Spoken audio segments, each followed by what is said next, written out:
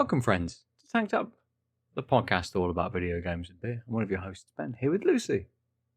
Hello. Hey, it's episode 442. And we're going to open some beers and we're going to talk about some games. Lucy, what are you drinking this evening? I'm having a beer from Verdant. Ooh. It's Verdant, okay. I don't know why I thought it was a left-handed giant, Ooh. but it's Verdant. Is it a collaboration? No. Oh. I'm just being stupid. It's a stronger strength take on the Biggest Stupidest Westy. Oh, and nice. This is the Biggest Stupidest Westy, which is a 8% double IPA. Yeah, because I think the normal Big Stupid West is probably around 6, maybe 7% or something like that. Yeah, this is the Dipper version. Oh, let me have a look. So it tells us the hops. On the hot side, it was Chinook, Columbus, Citra, Mosaic, and Simcoe. And on the cold side, it was Citra, Mosaic, Nelson Sauvin, and Simcoe. Yeah. Nice. And that's it. Brilliant. Good stuff. Cool. I'm going to drink a beer from Beak. Had a few from them recently. But again, as part of the shop round the corner, getting Beak in there is a bunch of beers that I haven't drunk from them.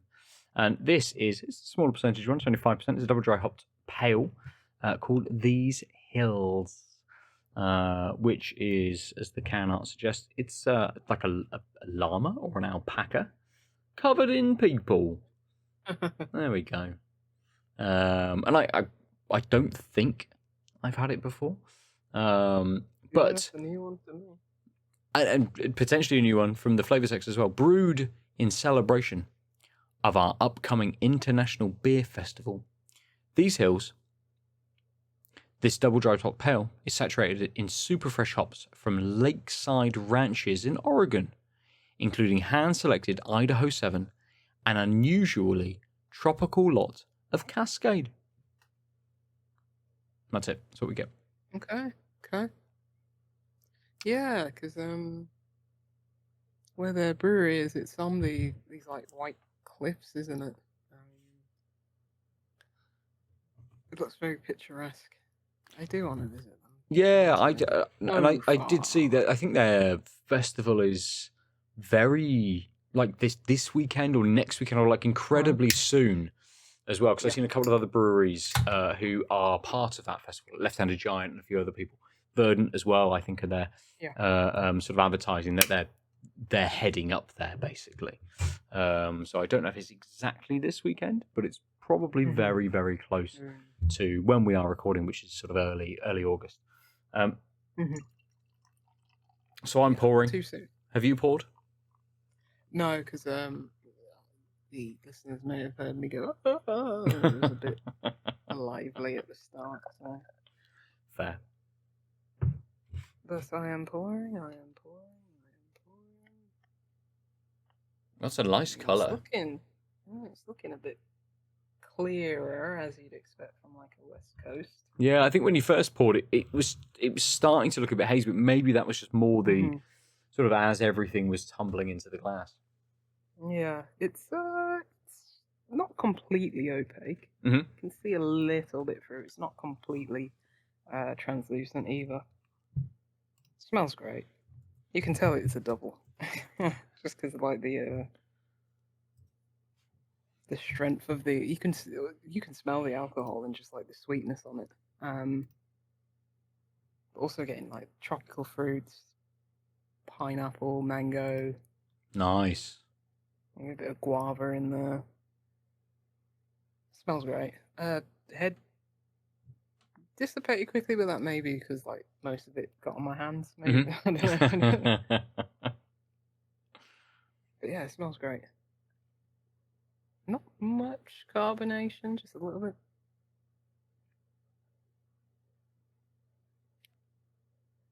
Ooh.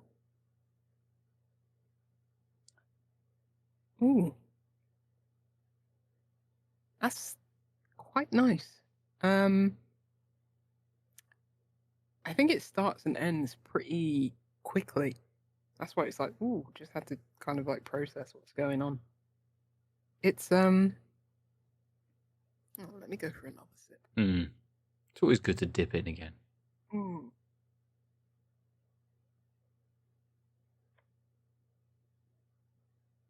Yeah, everything happens like rather quickly. Okay. But you are getting those like tropical fruit flavors. You know, it's just like they come and go so quickly. It's like hard to grasp them, but you are getting like a bit, you know, some of that guava, some of that mango. But yeah, it feels like that window's so short, and then it immediately just goes to the finish almost. It's like there's not enough time to luxuriate in a lot of those flavors, and then more of the bitter, piney, resinous kind of flavors just immediately just rush into the taste. And I like those flavors, and I like West Coast IPAs because they do lean more into the bitterness, and that's exactly what this beer's doing. It's like the finish is, yes, quite bitter. I'd say it's probably more than medium bitter. I'd say it's quite high bitterness. Okay. And it's a bit of a dry finish as well. So it's like it's quite abrupt. It's like the flavors that, you know, they're all great, they're all nice, but I don't think you have the time to luxuriate and enjoy them and savor them enough. And then it is just like, okay, we're at the finish now. And it is a long lasting finish. It just rests on the palate for a long time. But it would have been nice if like those fruity flavors at the beginning had a little bit more time on the palate. But yeah, you can feel some of that alcohol as well. It's just, I think that doesn't help, like the quite dry finish, where it's like, okay, it's a bit like bit harsh, a bit abrupt. Yes. But it's a nice beer. I just wish like some of those, you know, fruity aromas, and you do get them on the initial taste, but the initial taste just goes so quickly, and you're immediately in like the end, which is nice, but you know, if you don't like, you know, more bitter beers and you want something like a bit more fruitier and like, you know, more of a New England IPA, yes, the flavors, the fruitier flavors are there. I'd say this is probably more fruit forward than a lot of West Coast styles, but that window to get them is very short. Sure. Yeah. Okay, that's fair. It would be nice if it's got that bit of a longer finish, or not longer finish, but longer middle. I suppose that sort of bridging part of the beer. But I guess like West Coast IPAs, a lot of them are all about that big kind of finish, aren't they? So maybe it's just rushing a bit too much, perhaps. To kind of get there. Okay, fair. I did just have a quick look at Beak's website, and yes, These Hills is actually this weekend on the 9th and 10th of August. And on their website, they do give a good rundown of all the breweries that are there, Verdant being one of them, along with a bunch of UK breweries who you'd expect, and then a bunch of international breweries, mostly US, Australian, Japanese, and Spanish breweries that are joining them. So yeah, cool. a very good mix of breweries, which of course is up there by Lewes. So I never know how to say it. Is it Lewes? Lewes? Lewes or Lewis? I want to say Lewis, and then I think Lewes. Yeah. It's probably something weird like leaves. The W has like no meaning whatsoever in the whole word. It was completely different. Yeah, it's Lewis. Yeah, absolutely. So, but this is their beer for the festival. It's got a lovely nose. It's only 5%, so I'm not expecting it to be big, but nice nose, a little bit of fruit on there. More maybe orange, maybe mango, kicking in off the fruit, something slightly more tropical. it's nice and hazy, a little That's good. more orange. It's coming over quite bright on the camera. I think my camera's doing this for the last few beers that I've had. It's coming over a bit more bright on the camera than it actually is. A little bit duller. That's a nice flavour. Bit of orange, a little bit of maybe more orange peel than orange. There's this slight acidic kind of note to it. Yeah. It's very light and very bright in terms of the sort of the initial hit that you get. Very refreshing, a little wet. Definitely that slightly maybe more riper mango, a little bit of orange peel, maybe a touch of some other kind of zest in there as well. Maybe a little bit of like lemon in there. I can't remember the hops it said. Something about a tropical Cascade and Idaho 7. And I'm not getting anything big and creamy or anything big and tropical from it. The flavors are quite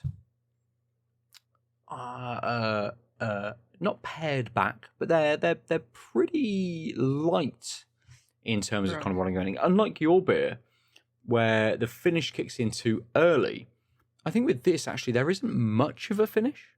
So the initial flavors are allowed to just sort of peter out almost, and there's not a huge flavor profile going on past those initial flavors. Which I think for a wishy-washy finish, and it's just like it is and it isn't, because you get that little bit of fruit and that little bit of flavor, but it does actually. I'm getting the Idaho 7 a little bit more now, and that's sticking around that little bit. So there is a touch of that kind of creaminess coming through. I think the Idaho 7 brings a little bit of, and that sticks around a little bit. But again, it kind of fades quite naturally, but without having anything else happening to it. So it's like, here are the flavors. Yeah. Here's your mango. Here's that little bit of creaminess that's cutting through. Sure, my initial flavor kind of like missed the mark on a couple of those bits, but everything is happening in quite a quick, contained element. So, like your beer, the initial flavor is like, here it is. Yours goes on to something else. This doesn't. It sort of just goes, let's just slowly peter out, which is fine. And actually, for a festival beer, is probably a very good thing. You know, have a third, have a half of something like this, drink it quite quickly, move on to the next kind of beer. You're getting a lot of that flavor in that initial sort of sip. So it's inviting you, wanting you to continue to drink it, sip it, and kind of, you know, you bang through a half or bang through a third quite swiftly on this. I will be interested to see how this lasts across a whole tin. And if things start to emerge, you know, as I say, that slight creaminess, a little bit of a longer flavor is starting to happen, but it's not much at all, really. And that's not to say that it's not good, it's not bad. The flavors are nice that I'm experiencing. It's just quite short-lived, really. Yeah. And as with most beers, I'll drink it incredibly quickly. It's one of those where it's like, I think there is no perfect beer, but the best beers are the ones that like kind of take you on a journey and everything is still quite harmonious. Yes. Some beers are just like, it's like complete, like it's almost whiplash how quickly they change from one thing to another. Or, as you say in your case, it's kind of more one note. Maybe it's a nice note, but it may be just like one note. Whereas, like, I think the best beers are just like, okay, it starts like this, and then these other elements come into it, and then it all gets wrapped up in a nice bow, and it's like more of a, you know, symphonic journey. Yes, yeah, absolutely. Very flowery with it, you know. Yeah. But now that I'm more accustomed to the bitterness on this one, I think I'm picking up more on those fruity flavors, and it's nice. like initial taste is lasting a bit longer, where I'm able to pick out the fruits and more of those esters and more of the pininess that even starts in like the middle of the flavor, which is good. So yeah, we'll see how it develops. Brilliant. Nice. Podcast. Nice. Good. And we'll return to these beers towards the end, exactly as Lucy says, see how they develop and see whether those flavours change much at all. But should we jump into some games for this week? Video games. I think last week we talked about one game. Maybe. This week this is so long ago. I can't remember. Yes, Wheelworld, yeah. What is he on about? before we kick into other games, have you finished Wheelworld? Yes, I think when we spoke about it last, I was just mopping up some of the achievements. Yep. And yeah, I'm done with it now. I've had my fill. I really enjoyed it. We talked about like the kind of issues we had with it, but it wasn't enough to like sour my experience overall. I enjoyed it, and I think it's got me back into playing some more games. Nice. Yeah, so good. It's the kind of nice, relaxing, but still engagement of the brain kind of video game that I needed. Yeah, no, good. The day after we talked about it, I went and finished it ultimately. Played that last race that I had left, and then actually did what I suppose you would consider a bit of a third act, but a very short kind of final run for the game. So yeah, ran through the rest of it. But I think none of my thoughts changed with that sort of final bit. But yeah, very much enjoyed that game. And I think it's kind of one that would be very easy to pick up and be like, cool, I'll just try and play some, try and beat my score on this race, or try and beat Tom's score on one of these races, or get the letters and try and finish first. It does have that replayability to it, definitely. Yeah. I think if other games, if it was just like DLC dropped into it, like here's a new area, and just I don't need to relearn mechanics. I don't need to relearn how to do stances or like a Souls game or something like that. It's just like it's like riding a bike. I could just hop into it. Absolutely. Or there's an extra 20, 30 lone wolf races around, but rather than it just being a sort of a point-to-point race where they're taking you through a road, actually this race has a couple of extra elements to it. So there is letters along the race. Now, that's a bit more difficult because you encounter the lone wolf cyclists kind of on their run, so you can pick them up at any point. So you have to be a bit dynamic in terms of where things generated and that kind of thing.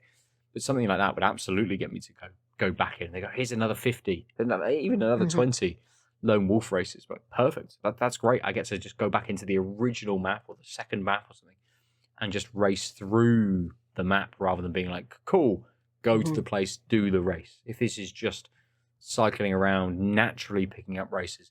I think I saw someone almost compare the idea, or I can't remember exactly what it is, but Burnout was brought into sort of question, Burnout Paradise, where you can just drive around the city and pick up races and those kinds of things. And actually a little bit more of that may have kept me there a little bit longer, not pushing through to get to the next race, to progress the story, to get the rep, to beat the boss, to that sort of thing. Like if there was a few more bits, and I think I expressed this when we were sort of, talking about it, there's a little bit more in that world would have just kept me in there that little bit longer. For sure. Yeah, it feels like a couple more mechanics and a few more ideas, and then definitely take it up a tier as an experience. But, absolutely. Nice. So you said it sort of helped you or kind of pushed you to get back into playing anything. What else have you been playing, Lucy? I've dabbled in things. I played, I think this was it before Wheelworld? I played a bit of Hitman 3, because I still haven't finished it, because I'm a sicko and I do we're turning off the mini-map and turning off, all the hints and stuff like that. You've got to memorize every corner, every room. Yes. Yep. Yes. And it's like, I got probably about halfway through Hitman 3, and I was just going to dip back into it. And it was like, I think it was okay, I started at like 9 o'clock and I didn't finish the mission until like midnight.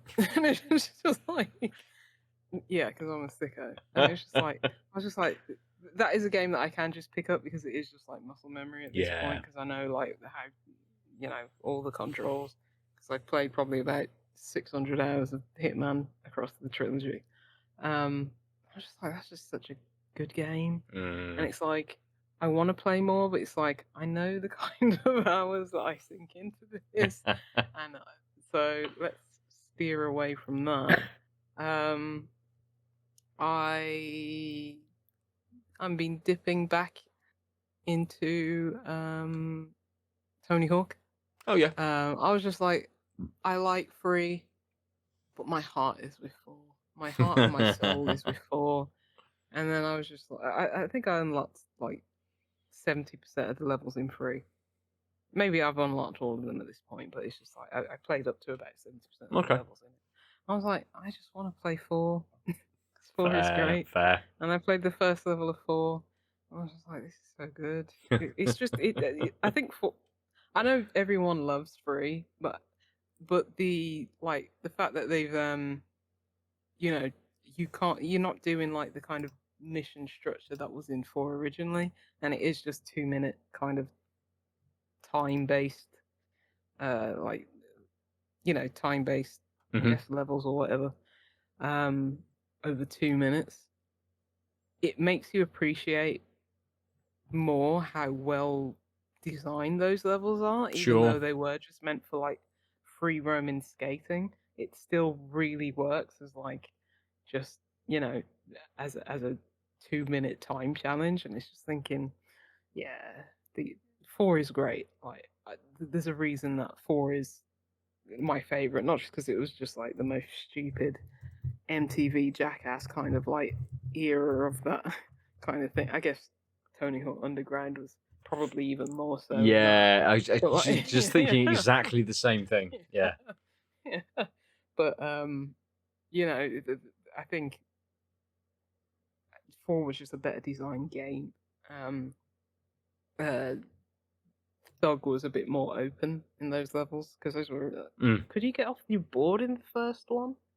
No. I know you could in the second one in Thug. I can't. I don't think so. You couldn't get off the. Yeah. But it's just like the levels were really open in Thug, whereas like Tony Hawk, Pro Skater 4, they were still like somewhat self-contained, and it was just like, yeah, these are really well made levels, and it's like I only played like the first one, the college or whatever, and it's just like, man, this is so good.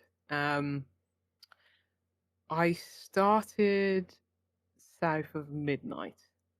Oh. And I really want to get back into that because like just the I mean just the like voice acting and stuff like that, and we don't get enough games that are like set in like the deep south. No, absolutely. Like, the only one that I can think of in recent memory was like Norco, and that was like one of my favorite games from a few years ago, just like the tone and setting.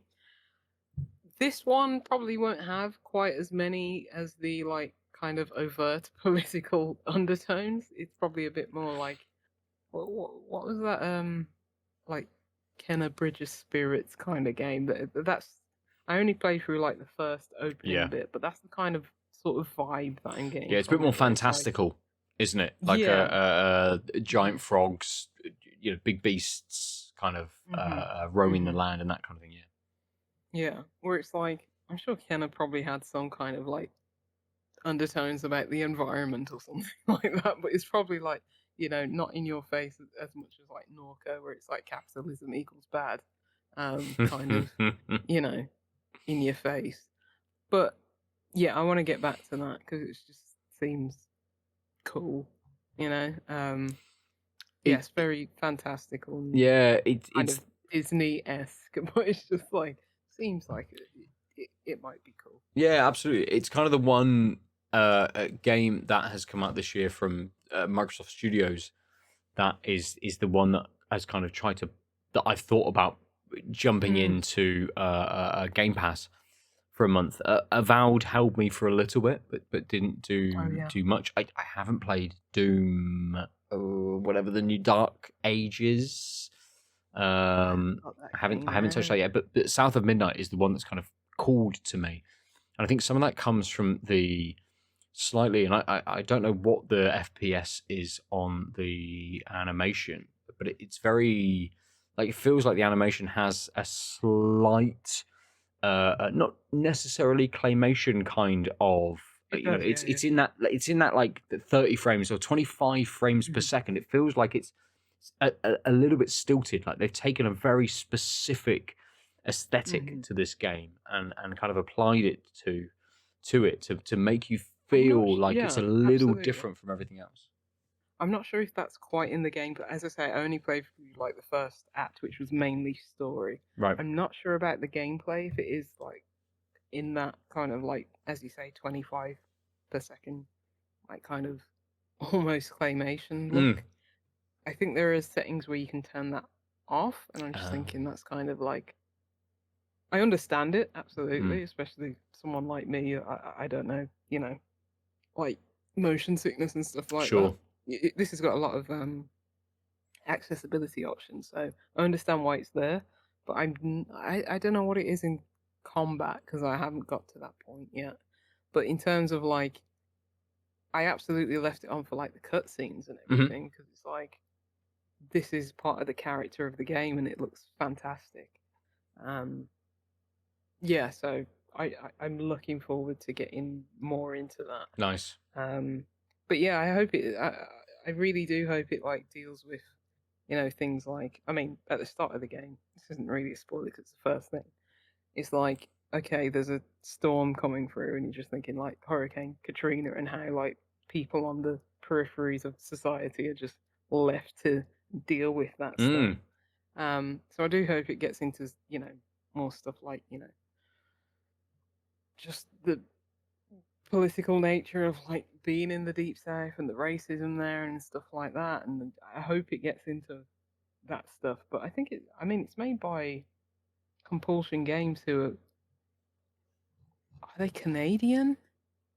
Where it's like obviously they would have consulted people and stuff like that, but I don't know how close to home it is for them because I'm sure they're like very removed from that part of the USA. They are. They're Montreal based. Well, there you go. Yeah, and it's like you can take inspiration from anywhere. It doesn't preclude them from making a game about the Deep South. But when you think of like, I don't know, Norco, it feels like that was very personal, So yeah, I mean, it's great that people,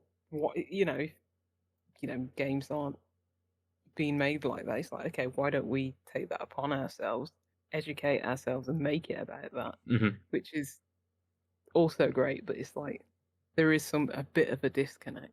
So I'll be interested to see how deep it goes into those kind of things.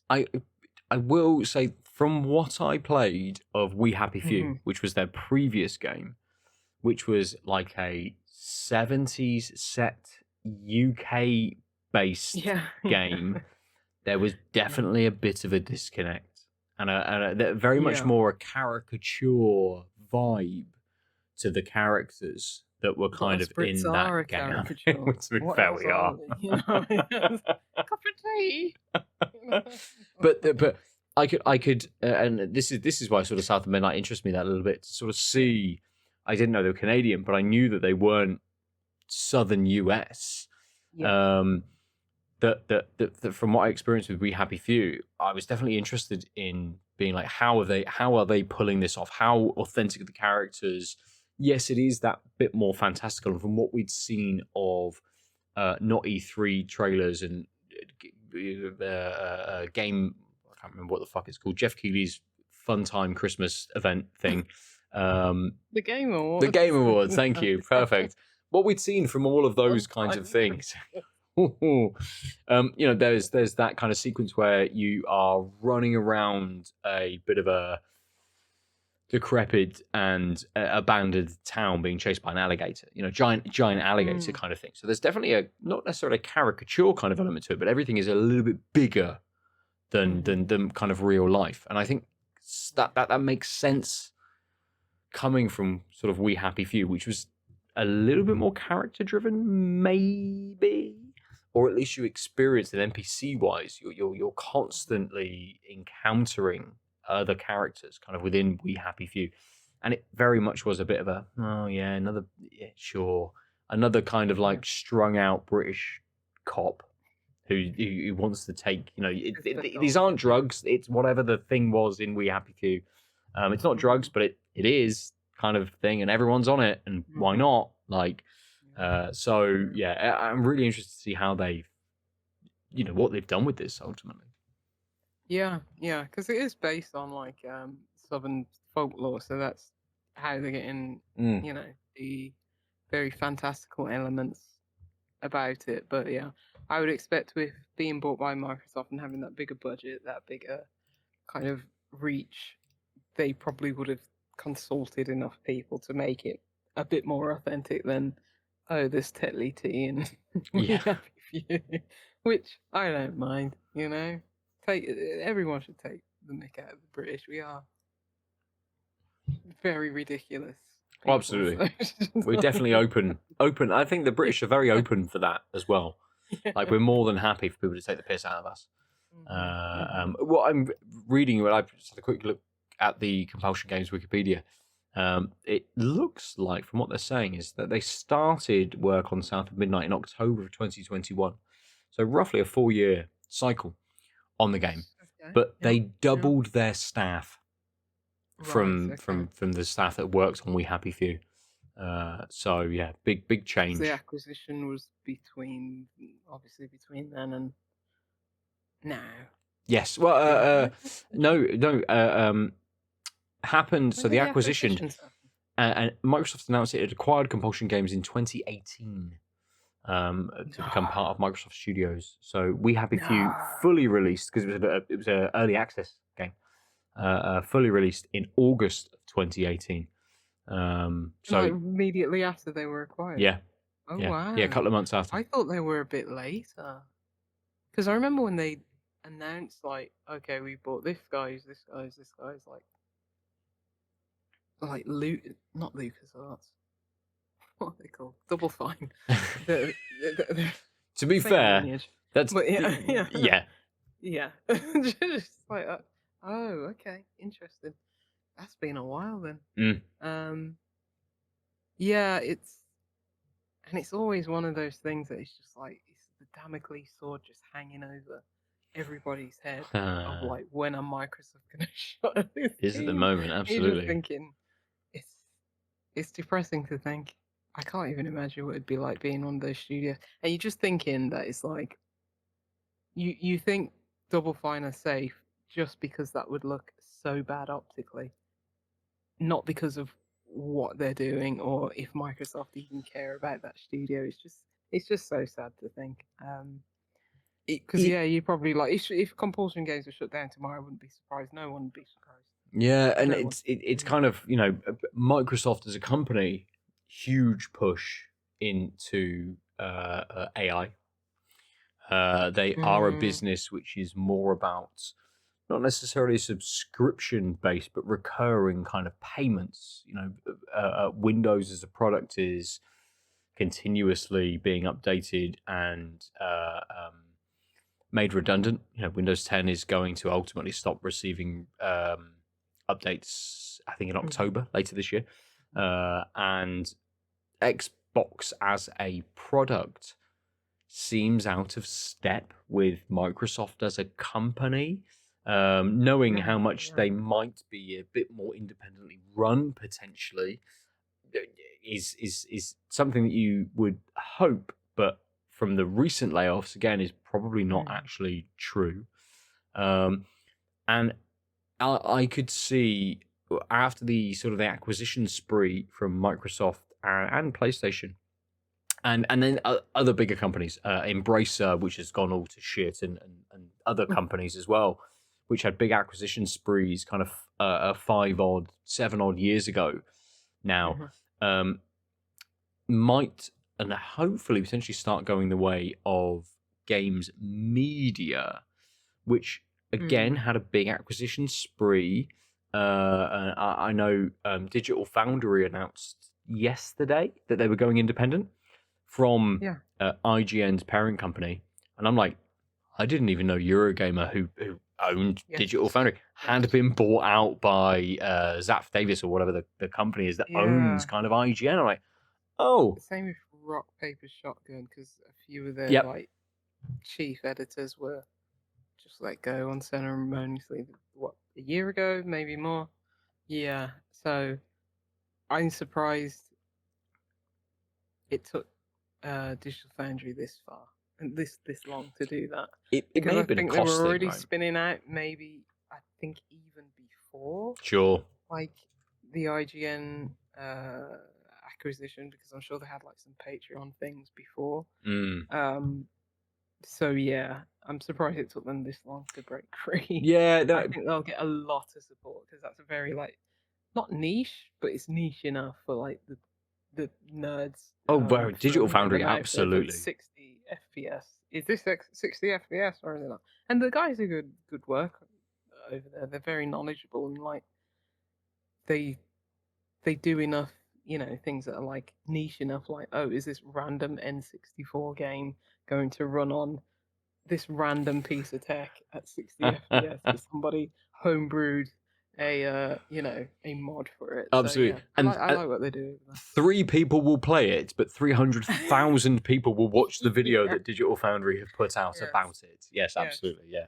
I want to know about the shaders in Microsoft Flight Simulator. Will I play it? No. But I want to know about those shaders. How do the dinosaurs in the Jurassic Park Microsoft Flight Simulator DLC look?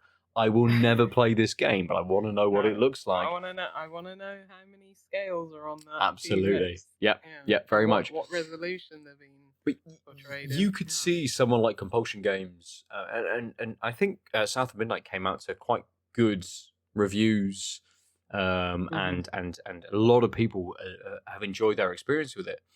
But it's a weird moment in the industry where you could kind of see Compulsion Games going, with what's happening at Microsoft and within Xbox, kind of going, cool, actually, we could shrink back down to the team size we were with We Happy Few and go back to being independent and might be necessary. Yeah, or even just out of the like Sauron's eye of Microsoft, where it's like, oh, this team's small enough. They're just like, oh, we just write off that. That's fine.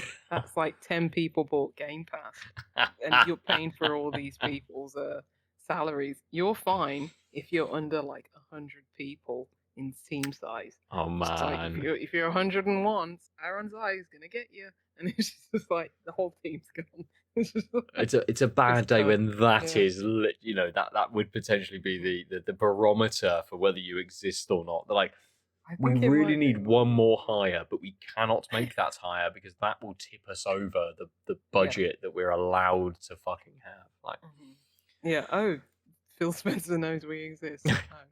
Oh no! When it's like, oh no, he's worn a We Happy Few T-shirt. Like, we're done. We're done. Yeah, Phil Spencer's going to play our new build of our game. Yeah, we're done.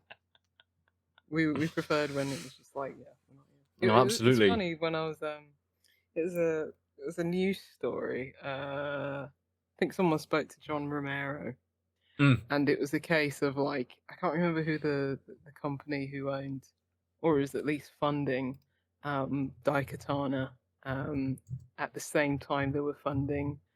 Was it System Shock, or was it? It was a game by Looking Glass Studios. Was it Deus Ex? It might have been Deus Ex. And they basically said like, okay, these guys are funding us both. I should really know the company because I've read like half the Doom books about Doom and Quake and all that. But it was a case where it was like, oh, at Looking Glass, we're just getting along with that game. We need 6 more months to make this game like Deus Ex like actually good, from it being a disaster to actually being one of the best games of all time. And apparently, they used to go down to like, was it Austin, Texas, where John Romero's studio was, and it's like where he was making Daikatana, which historically was a mess, but they got them so drunk that every time that they went down there, it was just like, Yeah, we're not gonna come up to Looking Glass Studio and look at what's going on because we've just had too many heavy nights down here in Texas. Don't worry about it. You keep working on it. It's just like that's the kind of culture we need to bring back, where you just get execs drunk enough to just to write a check and not worry about it. Well, But, like ultimately, in a way, and this is, I suppose, one of the difficulty points with the gaming industry, is that the people making all of the money currently are very much into e-commerce and those kinds of areas and potentially specific products and specific kinds of companies, but they're not divesting their interest. They're not investing and putting their money into other things. So you have someone like Microsoft as a business yeah, who is like, cool, we want to buy one of the biggest publishers, Axie Blizzard King. We want to buy that. That's going to come in as part of our thing. Great, we've done that now. We've spent X billions of pounds. Let's get rid of thousands and thousands of fucking people over a 3-year period, potentially. yeah. And Microsoft as a company, yes, they might have the same amount of money as individually Jeff Bezos, well, potentially a lot more, to be fair, but per person in the upper management, a lot less than some of the more wealthy people that have a lot of kind of money. And they go, well, actually, as a business, because of capitalism, we have to show even a 1% kind of increase in our year-on-year profits and growth. And actually, the way that we can work it is that we can get rid of a bunch of people now, but still deliver the same product, because actually it's 95% complete, and we can get rid of 100 people, get them off our books. The remaining 20 people can finish that 5%. We can ship it, and then we can sell it. And actually, the books look like, sure, we've lost a lot of people. We've made all of this money from selling this product. So suddenly there's our 1% increase in the company, because we're just juggling things constantly, rather than an actual investment, like not philanthropic, but some kind of investment where somebody comes along and goes, I've just got £1 billion, mate. It means nothing to me. I've made so much fucking money. It doesn't matter. And there are people out there. There's absolutely people out there that exist that is the case for them. That is the truth for them. But they're not the people investing in video games, unfortunately. No, they're not. Yeah. Yeah, they're investing because they're not doing it altruistically. They're doing it to make money. Absolutely. Absolutely. They're doing it in the next ChatGPT or something. Yes. Or the next phase of what they believe to be societal evolution, and Bezos and Elon Musk putting a lot of their money into just going to space. Sure. Yeah. Fine. The world's fucked. Let's go to space. Yeah. Yeah. It's hard to. I mean, it makes the console wars even more stupid now, because it's like it's hard to bat for anyone now. It's like, what are these companies doing? They're laying off like your favorite studios and closing favorite studios and stuff like that. I mean, the console wars died a while ago, but for most people. But it's just like, can you imagine like going to war for any of these companies? Absolutely. Now? At least like in the early 2000s, they pulled the wool over our eyes and thought it's like, yeah, for the gamers. But it's just like, now more than ever, it is truly just about money and not about absolutely creating good games. Yep, very much. And if anyone's interested in listening further about these kinds of things, and they don't already listen to Remap Radio, they've done the last couple of episodes.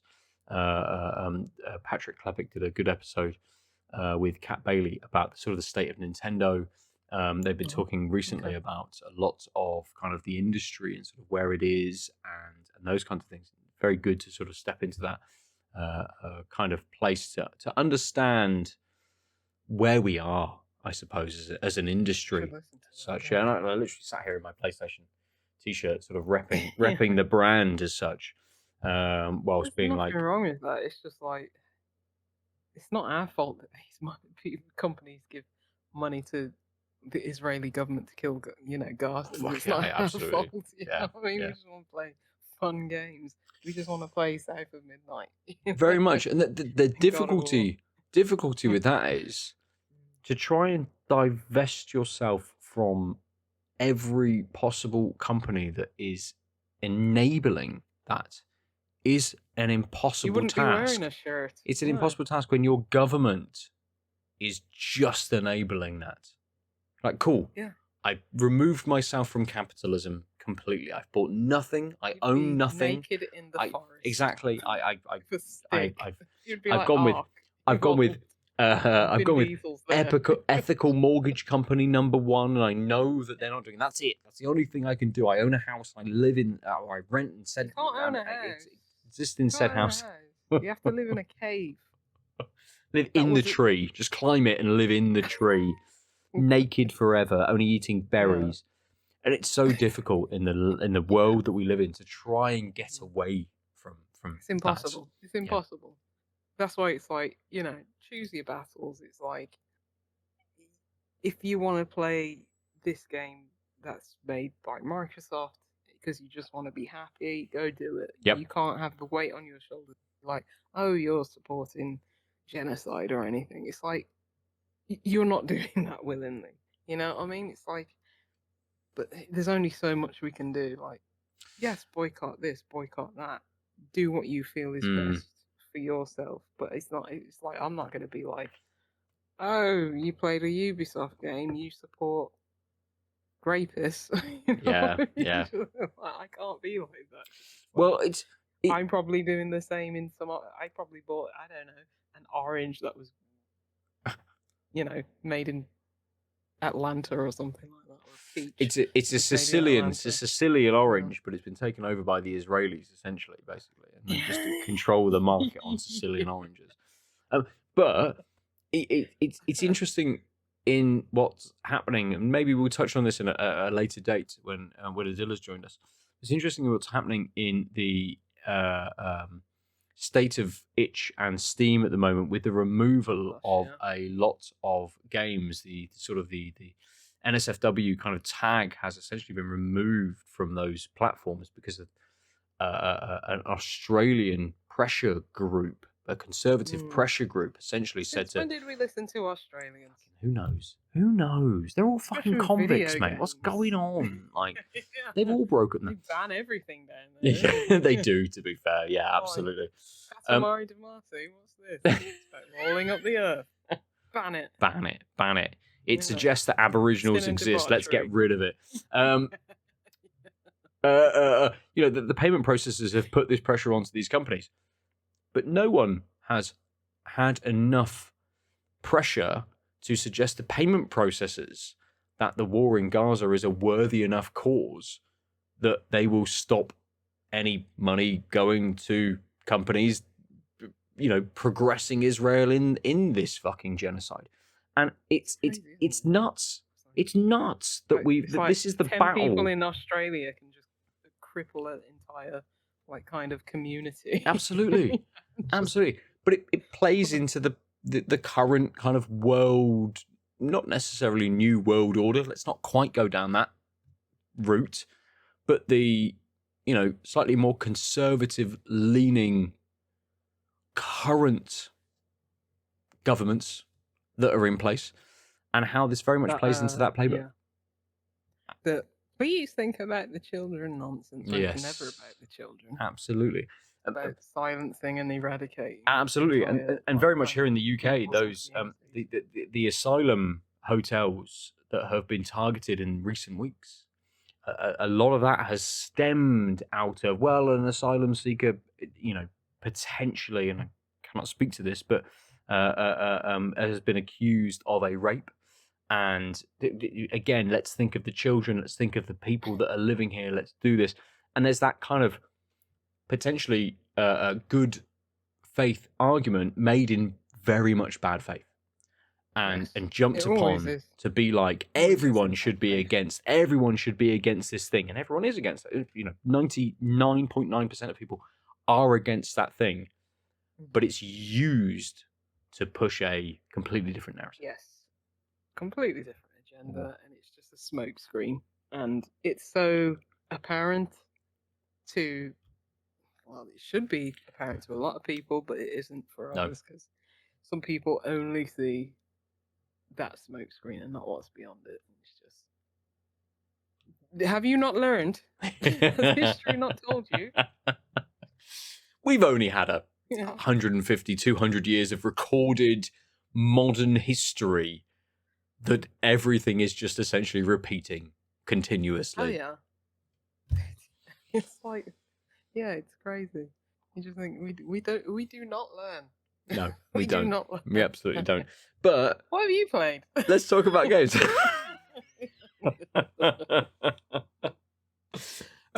What have I played? Let's pull ourselves out of the mire of fucking shit that we live in continuously. And Dale's not even here, and I'm just having, all I can hear is him saying capitalism in my in the back of my head, and it's like he's not even here. It's like he's the puppet master. Yes, absolutely. He's pulling. He's in the car. He's in the car, just fucking pulling up and down. In the middle of Canada with a no signal. He's still the puppet master. What have I played? What have I played? A poker. Yes.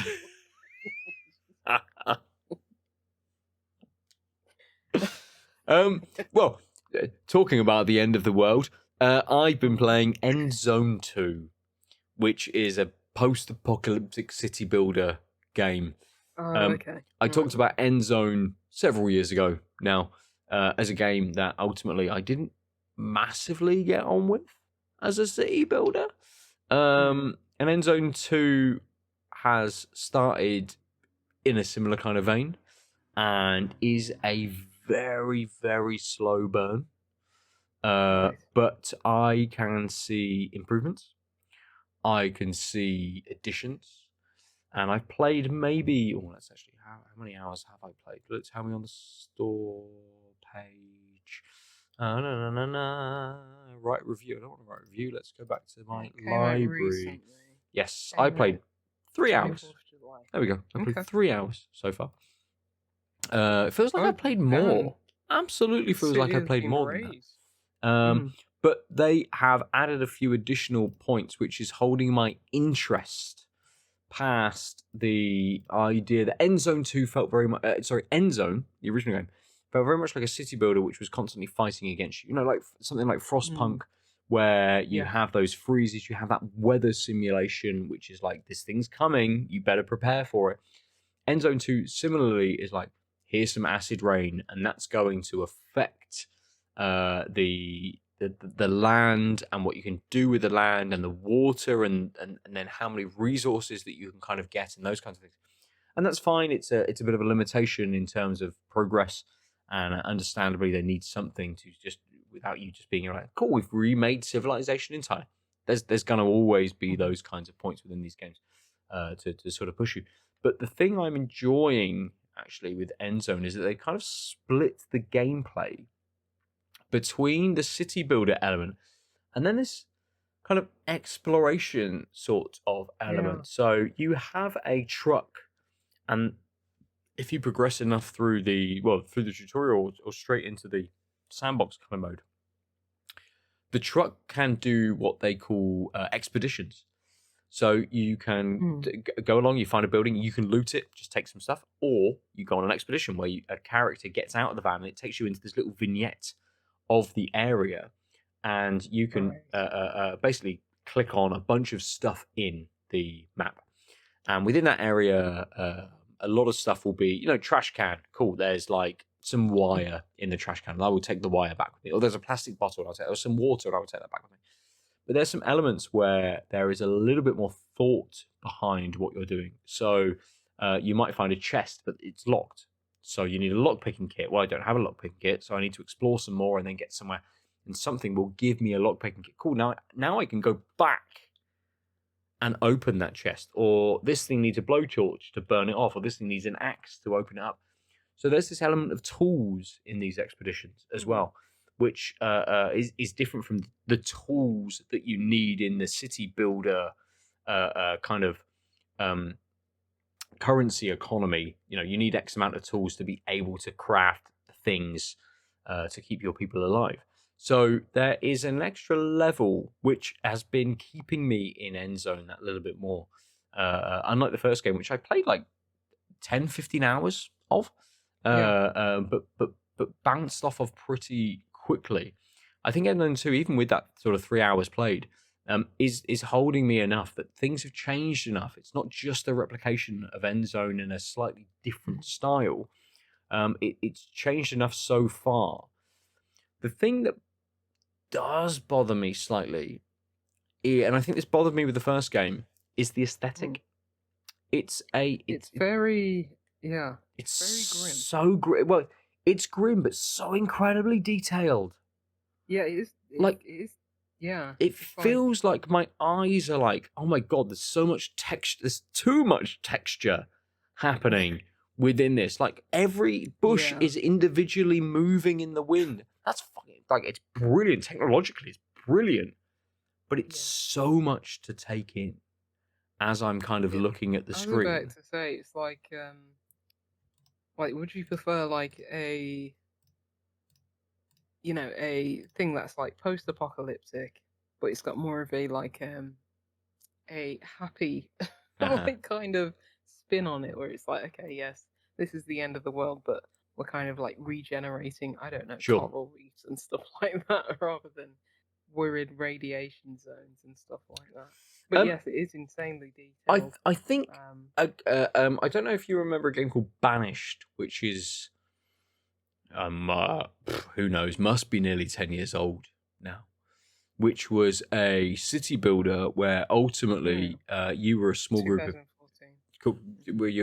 of people who set up a settlement by yourself. And Banished was quite brutal in that there could just be random accidents. Ultimately, you've built a mine and the mine has caved in and killed 3 people. So suddenly you're 3 people down. Or this disease has just ripped through your community. And Endzone 2 has a lot of the same mechanics as Banished. And Banished as a game for me was brilliant. I really enjoyed it because it was different to a lot of other city builders at the time. I think a lot of games that have come out since are pulling on those same kind of strings, but giving its own sort of aesthetic to it and giving its own sort of vibe. Suddenly it's not diseases, it's radiation that's kind of running around, and those kinds of things. But actually, I'd compare it a little bit more, and this sort of tells you how I feel about that aesthetic and whether it's happy, to SteamWorld Build. So if you remember, SteamWorld Build had the 2 separate elements where you had the city builder, but then you had this like subterranean, almost dungeon keeper-esque kind of gameplay kind of to it, very much within the SteamWorld kind of aesthetic. Not grim, not dark, more jovial. It's robots. It's colourful. It has a very vibrant aesthetic to it. But I feel almost the same about Endzone 2 currently as I did about SteamWorld Build.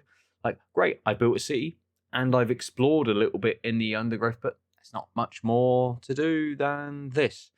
And I think I'd get to a point with, unlike Frostpunk or Frostpunk 2, which had not necessarily a story element to it, but felt like there was progress. It had the whole idea of this council made up of different groups of people within the settlement, and that changed in terms of numbers depending on what group was popular at the time, who followed them, how many people sat on the council, where the decisions went, who went against you or with you, and those kinds of things. That felt much more dynamic in terms of a city builder feeling more alive, let's say, rather than just city builder, build the city, time has passed and you have built some more, cool, natural thing has happened. Okay, great, and I've overcome that and I've done that kind of thing. And I think with my city builders now, Frostpunk 2 has kind of set the bar more recently in terms of I need something a little bit more in depth, and it cannot be necessarily this city builder and then other thing, exploration, digging. Do you think this is spread too thin across? It's trying to do multiple mechanics to stand out, but it's spread too thin across both of those elements. Would you just prefer the one focused? I think I would. I think I would prefer the one focused, more in-depth thing. But that's what Endzone kind of gave me as an original, as the Yeah. first game that came out, and that didn't quite hit for me. So I don't. I think there needs to be something else. There needs to be some thing that sets you apart, but that doesn't mean it can't be outside of the city builder element. It doesn't need to be that exploration thing. It doesn't need to be a combat thing. It doesn't need to be, a digging thing. It doesn't need to be something else. But something that actually affects the city builder element and actually does take you deeper into that city builder element is definitely something I'm looking for that bit more. So do you think it would have been, if you were to say, okay, someone said we're going to make Endzone 2, do you think you would have focused more on what Endzone 1 did, but refine it more? Or would you have gone for this route where it's like, okay, we're going to kind of branch a bit? I think, like, I can see why they've done this. Potentially, this game's been years in the making, I would think, from Endzone. But Frostpunk very much was like, we've got our city builder game. How do we enhance the gameplay of a city builder? And Frostpunk 2 is the result of that. Endzone feels like it's gone, cool, what else can we put in?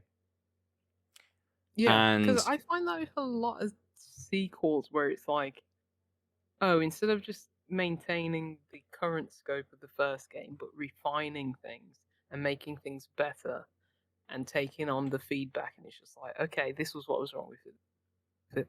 We're going to just hone in on that idea, but make it better, make everything 10% better. It feels like they open the scope more and just like say, why don't we make this 50% bigger? Instead of, I find that with a lot of sequels, and who knows, maybe that comes from like, I don't know, this is probably more of an indie developer, maybe, but sometimes I think a lot of that comes from like publishers with like bigger studios, and it's like, oh, we've made the first game, we've made money from it, let's make the scope bigger instead of just really refining what the thing is. And I find that so frustrating with like this modern era of video games. Instead of better, they go bigger. Yes, very much. And I think Endzone 2 is the combination of that. I remember that Endzone had, as something like City Skylines does, it's got multiple views, right? So you can kind of change a view to see production or population or those kinds of things.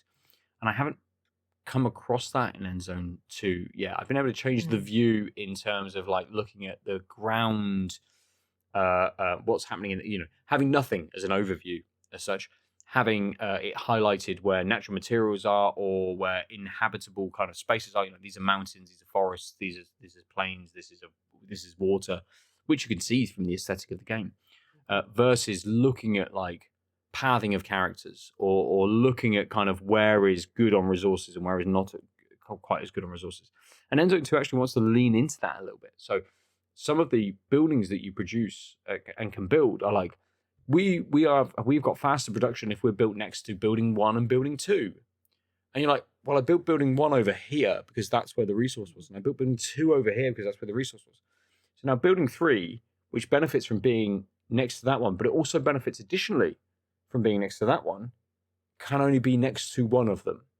So they've lent in a little bit to sort of looking at going, how can we enhance the city builder element and give you a bit more strategy about how you're laying stuff out, but without giving you the overviews, without giving you the tools, I think, necessarily to optimize what you're trying to do on a city builder kind of level. And it feels like Endzone 2 is a city builder, but not aimed at people wanting a city builder experience. Someone wanting a bit more of a settlement. Like, but let's get the settlement. Yeah. Let's get the settlement kind of running, and then we'll go and build another settlement, because that's another thing it introduces. You could have multiple settlements within the map that you're working on. But let's explore. Let's find the next place to settle. Let's explore some more and take some resources and do some expeditions, and then explore another place that we can settle again. And then what's the routes between those kinds of settlements that we're trying to sort of establish? This one is great for doing this, and this one is great for doing that. So obviously the natural progression is to switch the things to make sure that the overproduction of this is given to those, and the overproduction of that is given to here. So there's a little bit of expansion, absolute expansion in terms of scope and and creating that, but yeah, without drilling down into really refining what makes the first game good and competent. You just go, great, we've got the first game, we'll make it bigger. Mm-hmm.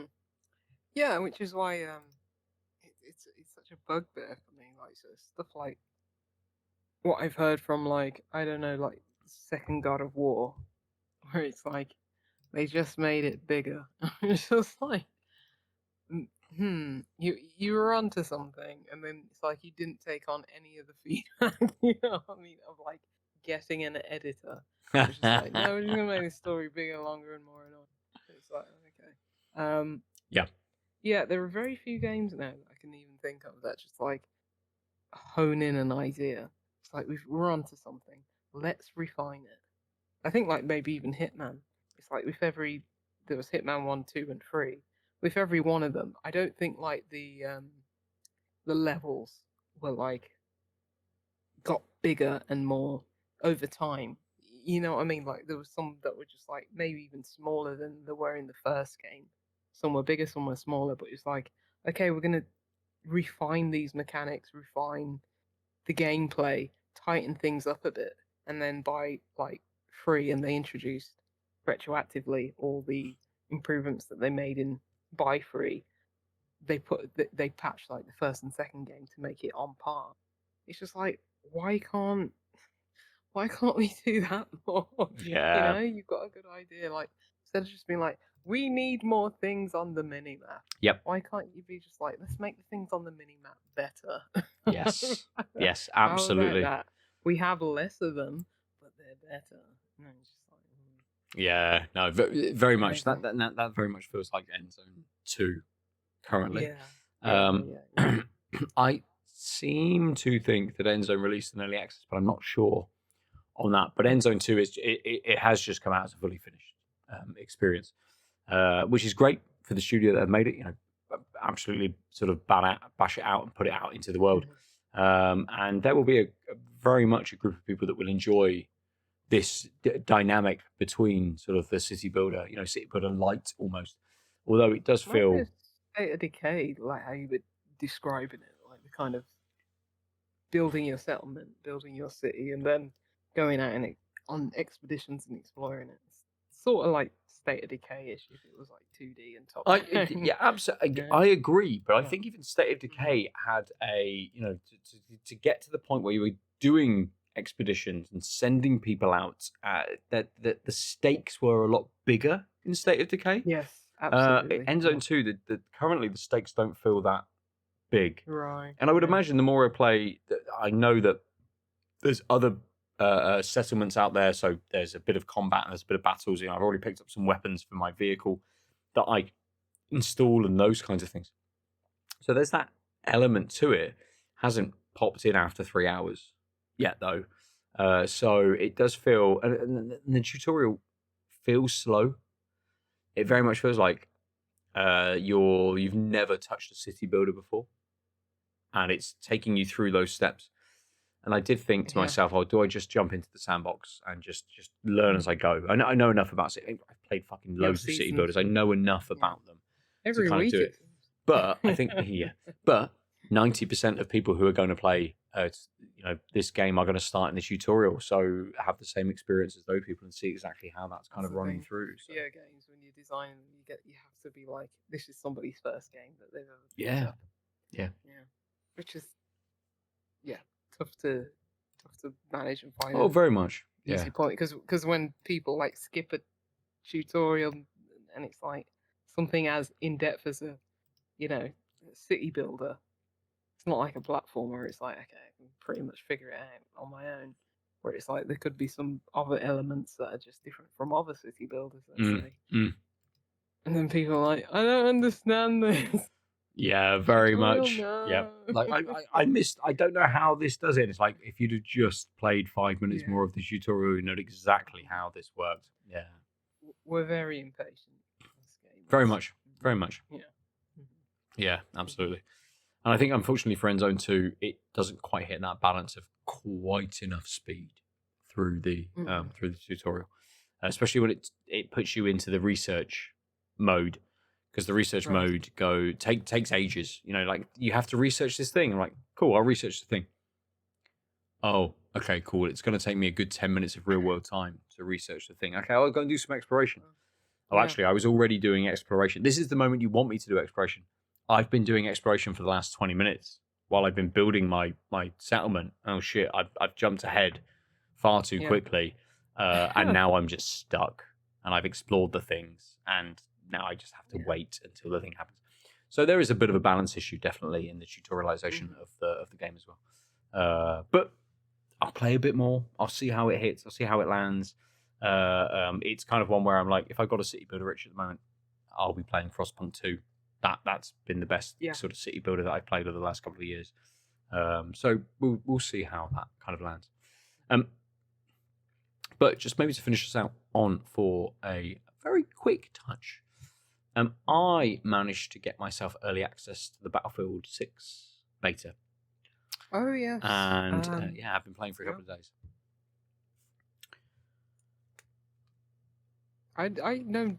I forgot Battlefield was a thing until people were talking about it, which is a shame because I know you enjoy Battlefield. It never felt as good as Call of Duty to me. But yeah, it'd be so good if it was like Battlefield came back. We need a bit, a few more competitors in the space. Absolutely.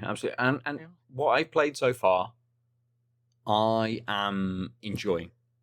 I like Battlefield. I think I especially Battlefield 3 and 4, which this is like this spiritual successor to as such.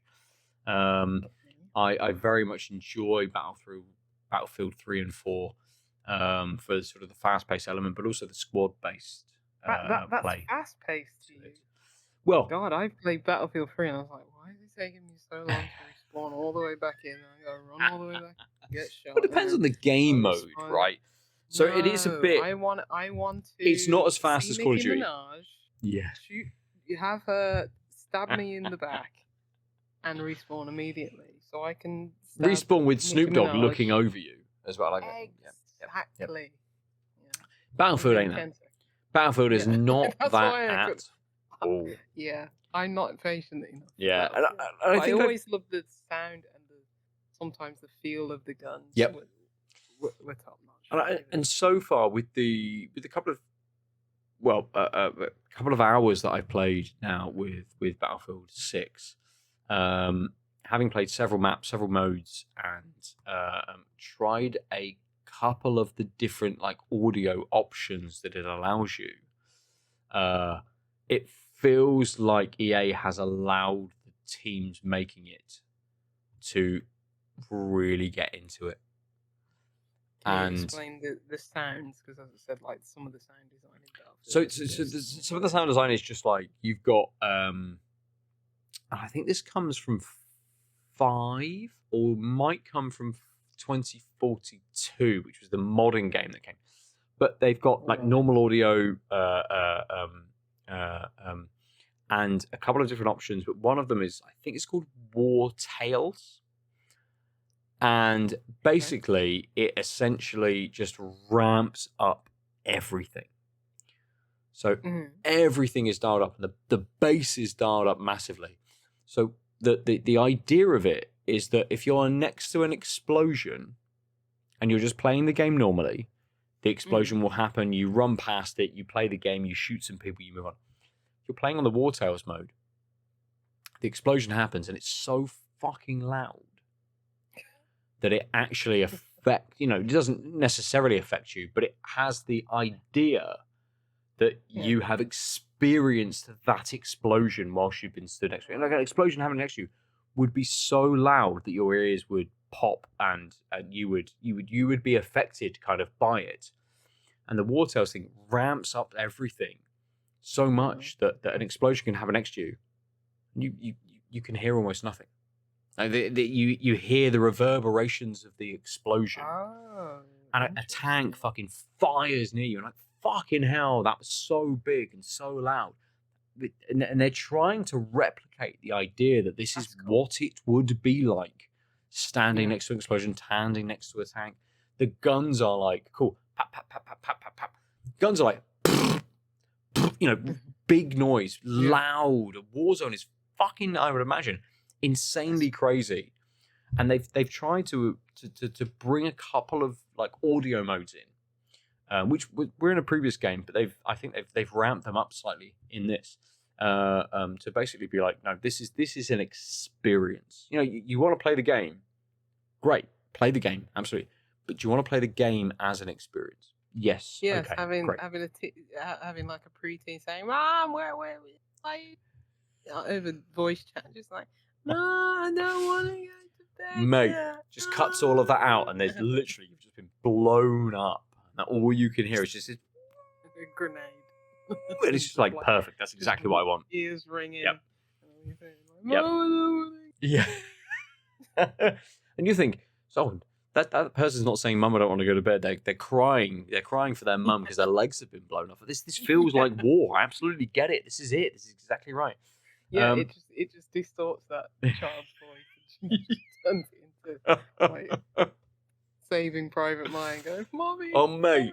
Mommy. And some of that, but some of that is it's trying to build into that kind of much more filmatic, that much more experiential way of thinking about these kinds of things, and very much that is how it feels.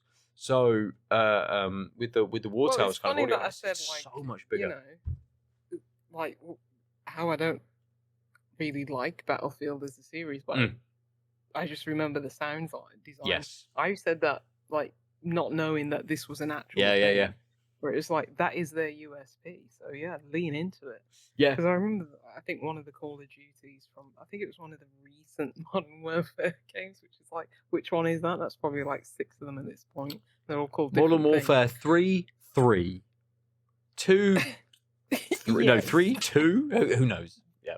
That one, yeah, where it's just like, oh, we're gonna lean more into like, what it actually feels like to like be near these guns and handle them and stuff like that. And they probably ditched that when people were flying in the next Black Ops or whatever, and Nicki Minaj is there. But it's like, yeah, like if Battlefield can lean into that sounds seriously cool. Like, yeah, absolutely. Because they have the underlying decent enough kind of gameplay, especially if they go back to like 3 and 4. If they can leverage that would be cool. But you're thinking then these are like, I say, with some jest, but it's like a lot of people will be playing this with the game audio dimmed, talking to their friends. Yep. How much is that going to translate into it actually being a selling point for for most of the audience, who aren't just being like, I want to know what it's like to be in war, rather than I just want to dick around with my friends each evening. Yeah, I can absolutely see that. And I think Battlefield, if you had it set on just the normal settings and those kinds of things, if you can get a group of people to play, even better. But even just playing sort of by myself and things, I was able to jump into sort of games and, depending on the map and the mode, very much just be like, this is a nice, quick game to play. It's really good. The gunplay feels nice. It's a good FPS game.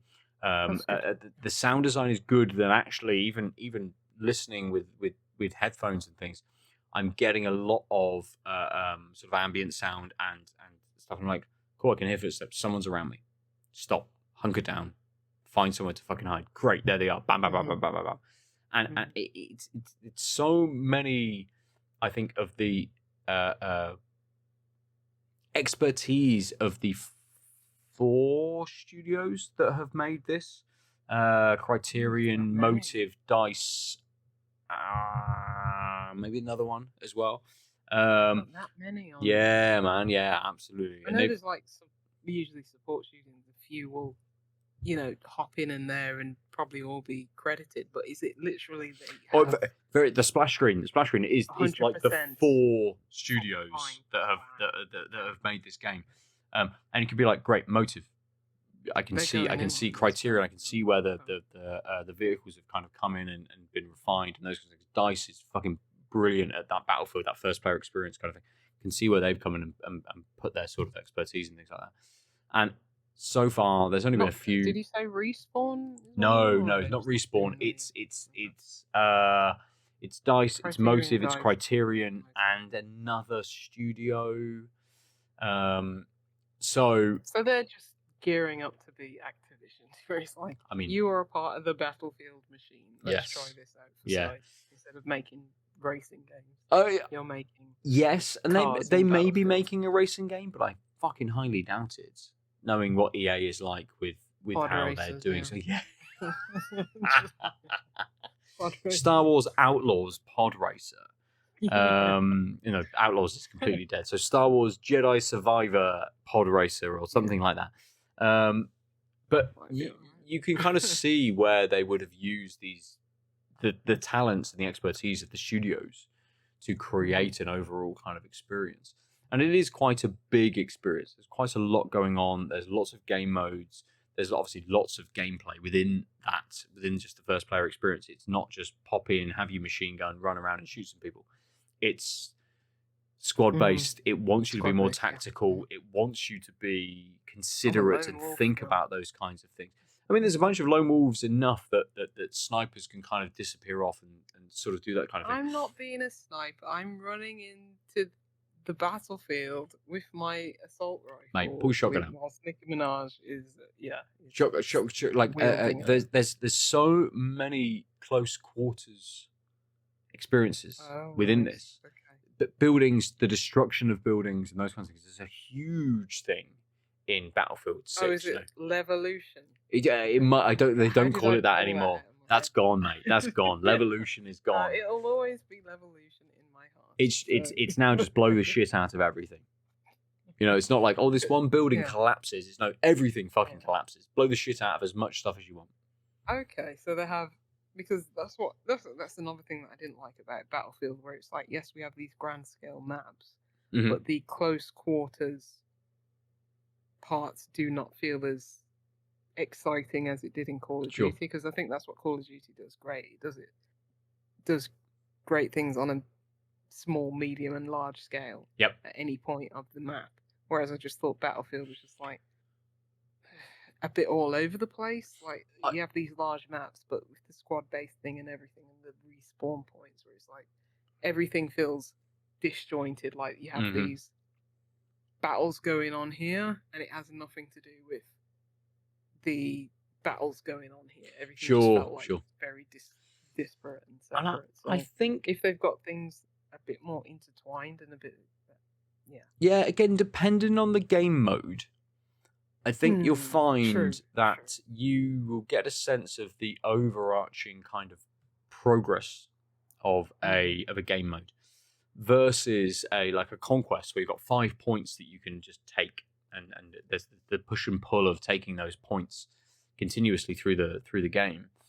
But the maps are built in a way where actually like, cool, this is a really good mid-range combat area. This is a really good close quarters combat area. I'm not good at close quarters combat. I will go to point E and I will sit with my sniper and I will try and shoot people coming over. Or I love that mid-range combat. I'll go to point C. I love the vehicles. I will hover around points A and B because that's close to close to the spawn kind of point. And actually the roads and things are open in that kind of. There's a map called Iberian something, and it's set in Gibraltar. There's a section right in the middle which is lanes and alleys, very similar to another map that they've got. Nice. But there's lanes, and you can go in a bunch of the buildings and stuff. And I'm literally like, I just put my assault rifle away and I get my shotgun out, and I just stalk the fucking lanes with a shotgun.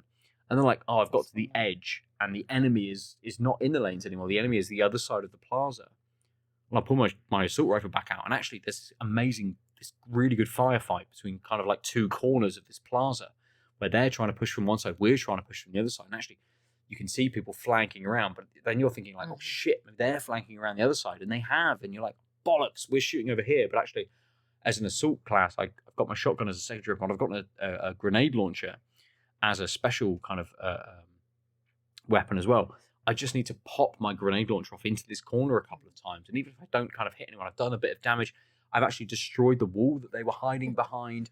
I've made it more difficult for them. Like you feel so far Yes. like you're always making a bit of progress. Okay. But what happens if there was 16 people running into that alley at the same time? Oh, they'd all have been exploded. Exactly, and that's why I like calling. Yeah. And it's it's good in a way that you could, like, with the amount of explosions and the amount of destruction that can happen in a building. I've been in a building when it's collapsed and not died, and been like, I really feel like I probably should have died here. Like, the roof has collapsed and everything has fallen down, but why am I still okay? Was I just in like a very safe spot? I don't really know. You're in the padded cell. Yeah. And that's happened a couple of times, so there's maybe a little bit of refinement to happen around there. And so far the beta has been pretty good. It's been a bug in a couple of places, but nothing huge, nothing game breaking. Nothing's broken in the middle of a game. I've not been able to get into a game a couple of times because it's frozen on loading in, and a couple of bits, but, normal beta issues. Yeah. But it's making me very, very excited for the full release. When is the full release? This year? Yes, October, I believe. I don't know exactly when, but some point in October. How many weeks before or after Call of Duty? I don't know. Probably the same weekend. Because I remember there was one they just literally put out to, or was that Titanfall they literally put out to die or whatever. But yeah, because it would be good to have Battlefield back, because I really haven't kept up with that series. It feels like it's been gone for a long time. Yes. When you said Battlefield 2045 or something? Yeah, 2042, I think it's called. I don't even know what that is. When that came out. I remember the World War One. Yep. The World War One was 9 years ago. Battlefield 1. Yeah, Battlefield 1.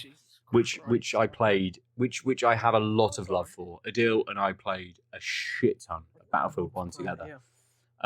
Then they had Battlefield 5, which was a World War II based game. I remember that one. And then they released 2042. And 2042 was then the future modern game, where it's not too much in the future, but it's like it's a take on the next level of stuff. Multiplayer only. Maybe. Multiplayer only. Maybe. When did that come out? It seems like it's been a hot minute since there was a Battlefield that caught a lot of people. Yeah, attention. Off my head, I would say 3 years, maybe. 2021 that came out. So that's still a while ago. Yep. 4 years for like. Yep. It was never a yearly annual. Oh no, it wasn't. It was a sort of every 2 years that a Battlefield game would come out. Still 4 years is quite a long. So, but I don't know what the kind of like room, what people thought about 2042, but I don't remember anything. Not good things. Not good things. Well, there you go. So it's been like potentially 6 years since a good Battlefield game. That's a long time. So I say this every couple of years. Battlefield 4 came out in 2013. So we'll go back a little bit further. Battlefield 3, so the modern Battlefield games. Battlefield 3 was 2011. Battlefield 4 was 2013. Battlefield Hardline, which was that kind of like cops and robbers. Yeah, that was 2015. So again, 2 years. Battlefield 1 was then 2016. So only a year after Hardline. But 5 was 2018. So a 2 year period again. I think I may have even played 5. I didn't play any of 5. I played nothing of 5 at all. World War 2. I swear.